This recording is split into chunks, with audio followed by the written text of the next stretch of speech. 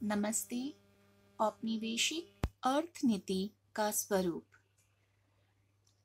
बच्चों, प्रस्तुत पाठ में अब तक हमने पढ़ा कि ब्रिटिश राज में ब्रिटिश सरकार ने किस प्रकार भू राजस्व नीति के अंतर्गत कौन कौन से बंदोबस्त जनता के समक्ष प्रस्तुत किए, जिनमें मुख्यतः स्थायी बंदोबस्त, रैयतवाड़ी, महालवाड़ी बंदोबस्त जनता के समक्ष प्रस्तुत किए गए थे। इससे किसानों को कोई खास फायदा नहीं हुआ, वरन उन्हें काफ़ी समस्याओं का सामना करना पड़ा। उनकी कर नीति, उनकी कर की समस्या पहले ही बहुत थी और वो समस्या और भी बढ़ गई। तो आइए पाठ को आगे बढ़ाने से पूर्व पिछली कक्षा में पढ़ाए गए अध्याय के आधार पर जो प्रश्न आपके समक्ष मैंने दिए थे, उनके उत्तर की चर्चा पहले हम करेंगे, इसके बाद पाठ को आगे बढ़ाएंगे।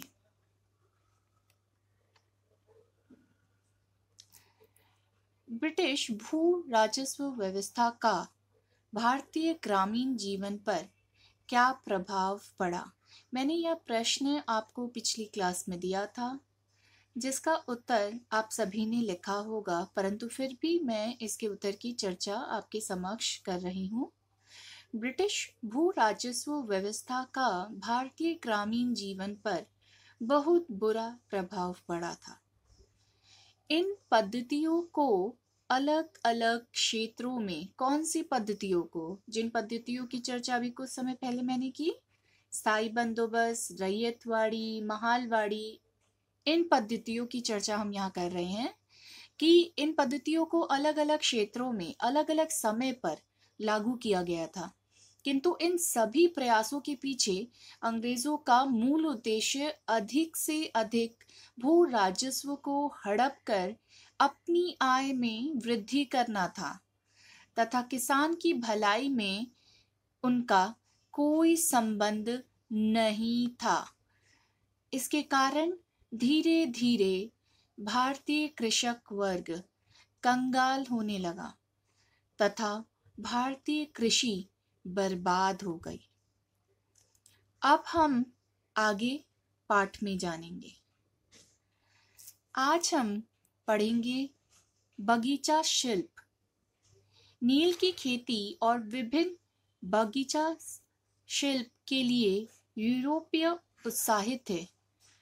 19 शतक के दूसरे भाग में आसाम, बंगाल, दक्षिण भारत और हिमाचल प्रदेश की पहाड़ी अंचल में चाय बगीचा का शिल्प उन्नत था। चाय के बगीचों का मालिकाना विदेशी हाथों में था। इस कारण सरकार ने उन्हें कर मुक्त कर दिया था। बगीचों वालों को और भी सुविधाएं दी जाती थी। धीरे धीरे विदेशों में चाय का निर्यात बढ़ने लगा था। दक्षिण भारत में कॉफी के बगीचों का भी विकास हुआ। बगीचों के विकास से भारत के जनगण को आर्थिक सुविधा ना मिली थी, क्योंकि विदेशी इससे होने वाले मुनाफे को देश के बाहर भेज देते थे। वेतन का अधिक भाग विदेशी कर्मचारी पाते थे। उत्पन्न उत्पादित द्रव्यों को भी विदेशों में बेचा जाता था, जिसका सारा अर्थ ब्रिटेन को मिलता था। कहने का तात्पर्य यह है कि कृषि के वाणिज्यीकरण का विशेष लाभ ना हुआ। प्रश्न उठता है कि भारत के कृषक समाज पर इस वाणिज्यीकरण का क्या प्रभाव मिलता है? वास्तव में कृषि उन्नति का अधिकांश सुविधा आर्थिक दृष्टि से शक्तिशाली कृषक ही उठाते थे। साधारण कृषक वर्ग की स्थिति दयनीय ही रही। यहाँ चित्र में आपको ये नज़र आ रहा है कि बंगाल का एक नील कारखाना है जहाँ लोग किस प्रकार काम कर रहे हैं, किस प्रकार की व्यवस्था की गई है। विराट संख्यक कृषकों के लिए अच्छे पालतू आदि पशु, उन्नत बीज, खाद और यंत्रों का जुगाड़ संभव न था। राजस्व का दर ऊंचा होने के कारण कृषि से उपार्जन कम होता था। खेती से उत्पन्न का खेती से उत्पन्न जो भी अन्न होते थे उसका अधिकांश भाग ही ब्रिटिश सरकार, जमींदार और महाजनों के पास चला जाता था। ब्रिटिश सरकार की ओर से किसानों की रक्षा के लिए कोई नियम नहीं बनाए गए थे।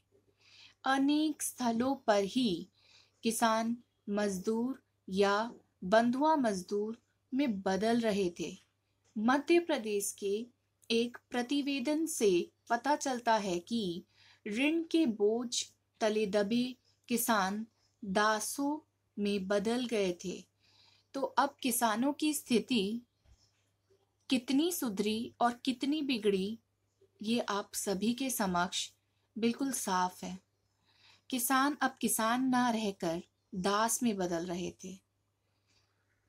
आज भारत देश जो कृषि प्रधान देश माना जाता है और जो कृषि का कार्य जिन किसानों पर निर्भर है, वही किसान आज दास में परिवर्तित हो रहे थे। 1905 ईस्वी में रेल पथ बनाने के लिए प्राय 160 करोड़ रुपए ब्रिटिश सरकार ने खर्च किए थे।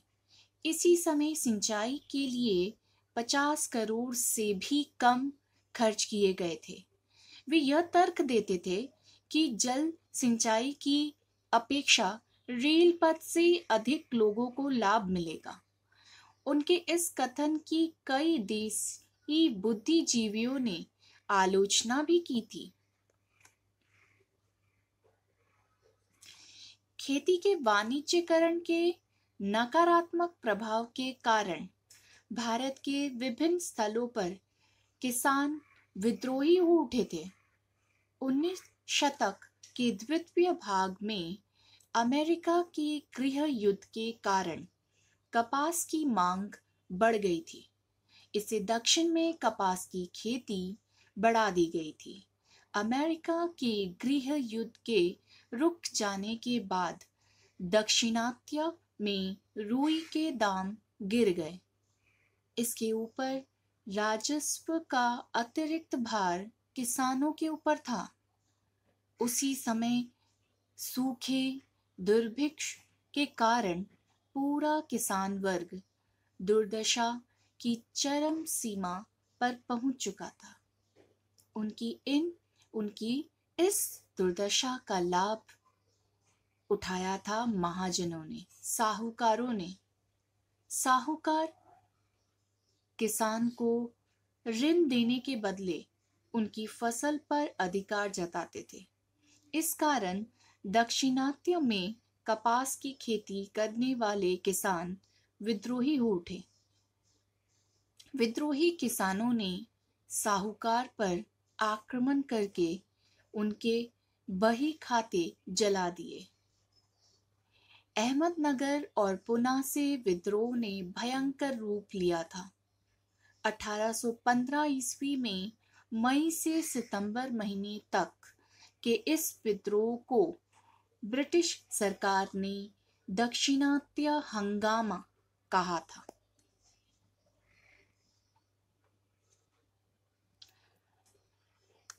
औपनिवेशिक प्रशासन में कृषकों के लिए कानून। दक्षिणात्य में कृषक विद्रोह के फलस्वरूप हम देखते हैं कि सरकार ने कुछ कानून प्रस्तुत किए। तो क्या ये कानून कृषक के पक्ष में थे या नहीं? इस कानून का उद्देश्य था किसानों के ऊपर से ऋण का बोझ कम करना। ऋण ना दे पाने के कारण उन्हें बंधक बनाकर रखना और गिरफ्तार करना निषिद्ध कर दिया गया। इसके बदले ग्राम से ही पंचायत के माध्यम से साहूकार और किसानों के बीच संवाद के माध्यम से ऋण शोध करने के उपाय पर जोर दिया गया। इसी तरह बंगाल के किसान को जमींदार के अत्याचार से बचाने के लिए प्रशासनिक कदम उठाए गए। उनमें 1885 ईस्वी के टेनेंसी एक्ट अन्यतम है। इस एक्ट के अनुसार अस्थायी रैयतदार को दखली स्वत्व दिया गया। उसमें स्पष्ट कहा गया, अदालत के आदेश के सिवाय कोई भी किसान को जमीन से बेदखल नहीं किया जा सकेगा। इस बात को मैं दोबारा दोहराऊंगी, आप सभी ध्यान से सुने। अदालत के आदेश के सिवाय कोई भी किसान को जमीन से बेदखल नहीं किया जा सकेगा। खजाना बढ़ाने पर जमींदार को उसका कारण बतलाने को कहा गया। लेकिन दाक्षिणात्य और बंगाल में बहुसंख्यक किसानों, श्रमिकों, बटाईदारों के हितों की ओर औपनिवेशिक प्रशासन की विशेष नजर नहीं थी।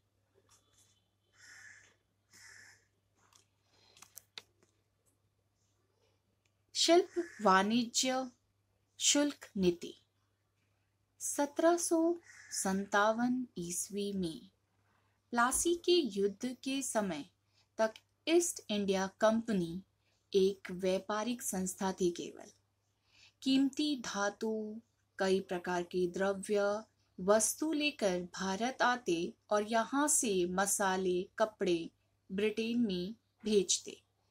ब्रिटेन के वस्त्र उत्पादक कंपनी के इस निर्यात से खुश नहीं थे। वे ब्रिटेन की सरकार पर दबाव डाल रहे थे, जिससे ब्रिटेन में भारतीय वस्तु बेचना बंद हो सके। इसी कारण 1720 में नियम बनाकर सूती वस्त्रों पर रोक लगा दी गई। साथ ही आयातित दूसरे कपड़ों पर आयात शुल्क बढ़ा दिया गया। इतनी प्रतिबंधों के बावजूद 18वीं शती में यूरोप के बाजार में भारतीय कपड़ों की मांग थी। यहाँ चित्र में आप देख रहे हो कि कलकत्ता के नजदीक गंगा नदी में नौ परिवहन का एक दृश्य है। मूल चित्र जेम्स वेइली फ्रेजर द्वारा चित्रित किया गया है।